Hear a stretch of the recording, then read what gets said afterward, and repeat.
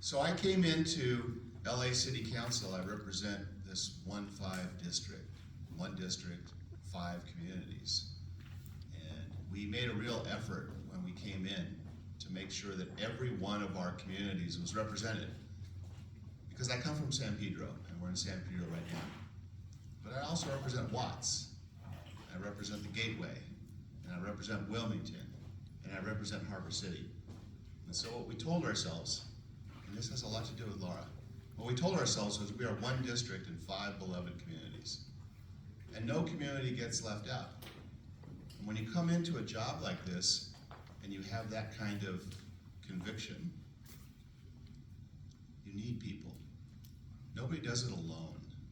You need people. You need people that you can count on, especially in those communities that have been overlooked, right? And I think we can say, if you live in and around this area, I think you know, we're not talking about San Pedro. Sometimes we're talking about Harbor City getting overlooked. And so what do you do? What do you do if you're me? You look for people who deeply love and care for their communities. You look for the good people. You look for people who care.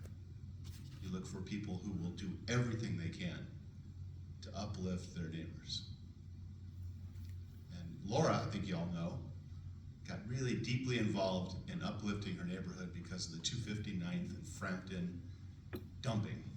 People were dumping trash. I'm sorry that at Memorial I'm talking about trash, but I'm talking about motivation. I'm talking about how you know people are good. And that made her mad. And her mad became action. Let's do something about it. So she became one of those people that's like stepped up, cared for her community, cared for her neighbors, cared to sort of give people around her that kind of respect. And she was also unafraid to say to the councilman, "What are you doing?" You know, I did a fireside chat at Malloy where we came out on a hot summer day. It was way too hot for a fireside chat. And it was way too hot for a bunch of people to show up. But who showed up? Laura showed up, among a handful of other well-intentioned folks. And I sat at a microphone like this, and she put her chair right there, and asked me a whole bunch of questions. And we knew each other, but she wanted to make sure she's not only had, because she could call me anytime, she could get a hold of Des, she knew she could always get me, but she wanted to say it in front of her neighbors, because it was about the neighborhood. That's exactly what we need in the world. That makes her such a special, earnest, fun-loving, but hardworking, caring individual. And so for the little short time, I have to tell you, being a city council person, there's good things, you get to be all fancy and, be in charge of stuff. Not really, it sounds fancy. You get to be with people in moments of joy. You get to go to the championship games, you get to go to the bar mitzvahs and the Easter celebrations and the things that are joyous. I'm glad for that. But the most important thing you can do as a council person is to be with people when they need you.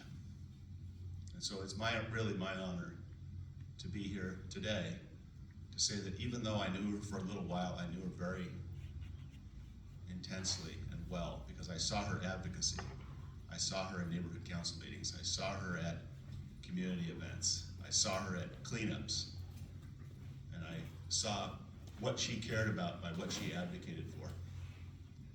How you spend your time. If you want to know what people really love and care for, how do they spend their time? And that's how she spent her time, in the time that I knew her. And so it's really my honor as a councilman to be able to acknowledge, good works and to thank people for sharing them with us at times like this. And so, I do have some certificates. I want to see if Lorraine will come up here right now, at this moment. Because one of the things that Los Angeles does is we have certificates of tribute when someone that's dear to us passes. And so we have a certificate of tribute in honor of Laura Jean Fowler. And on behalf of the City of Los Angeles and the 1-5, 265,000 souls in the 1-5, We extend our deepest sympathy to Laura Jean Fowler's family and friends as they unite here today in her honor.